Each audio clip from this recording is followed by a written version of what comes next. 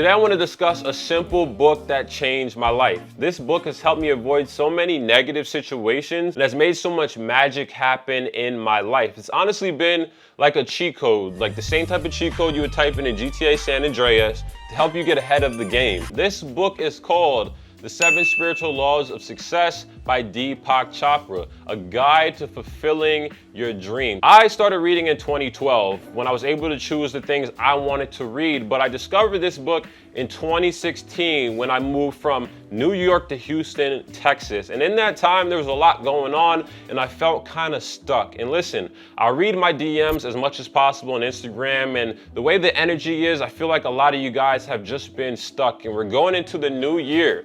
And a lot of the time when you feel stuck, you just need new wisdom. You need a mindset shift. And this could be the book that ultimately changes your life. So I read this book over 10 times already, only a 96-page book. There's so many practical steps in this book that you can apply to your life. I know some of you guys love to read just like I do. So if you have any book suggestions, please let me know in the comment section, because in 2022, I want to read some fire books, man. So let me know. So I'm going to quickly go through the 7 spiritual laws and what I think about each law.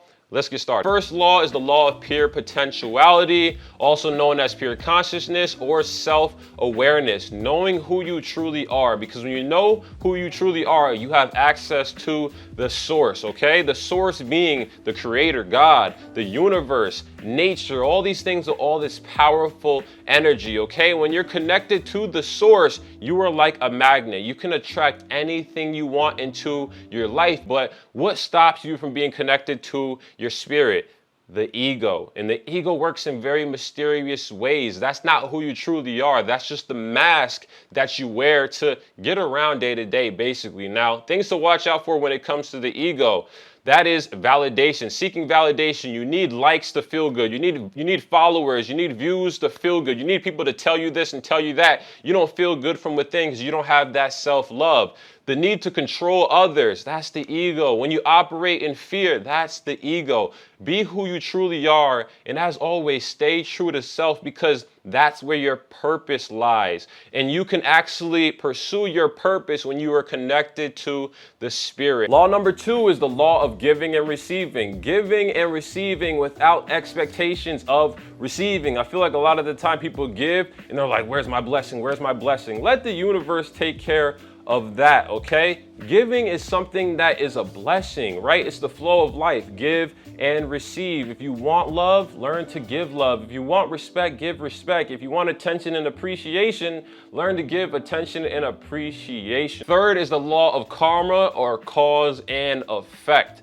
I say often, all the time, I say, do what you want to do.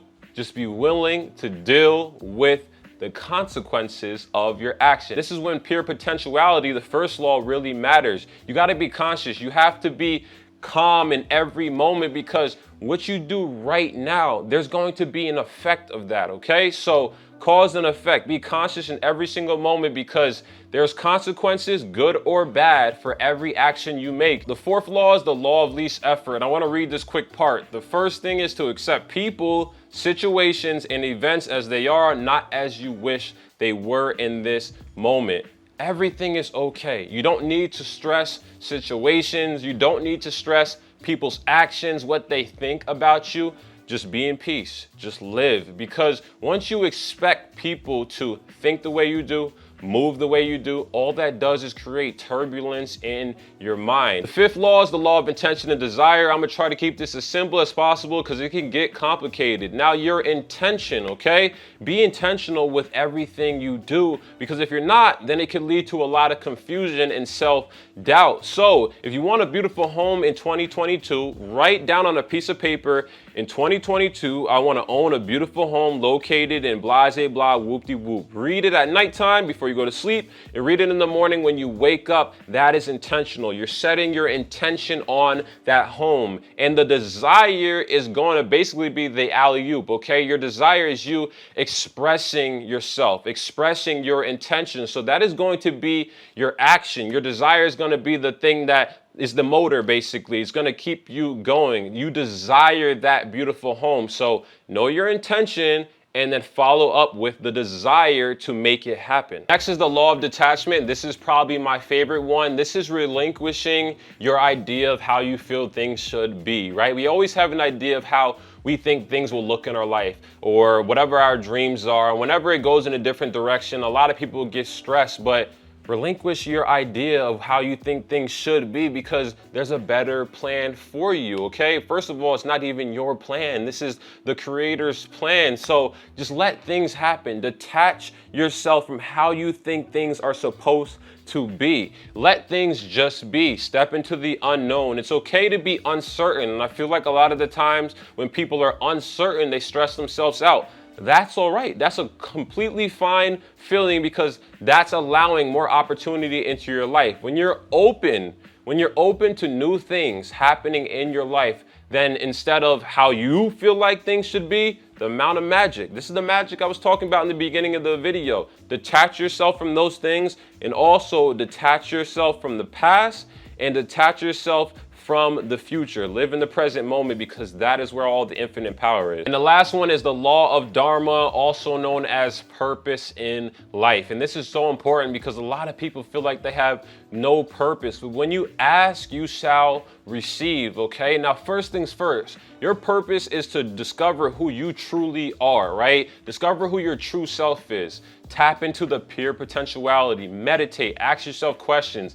And then a simple way to serve purpose is to help your fellow human beings, okay? Because all is one, one is all. Ask yourself, how can I help? How can I serve? How can I help? How can I serve? Ask yourself those questions every single day and watch how much closer you get to purpose, okay? You can even write down a list of all the things that you've dealt with in your life that were difficult and see how you can help other people avoid those difficult situations. How can I help? How can I serve? And discover who you truly are, okay? Work on yourself every single day, guys. Stay true to self. So that is gonna wrap up my little brief breakdown of the 7 spiritual laws of success.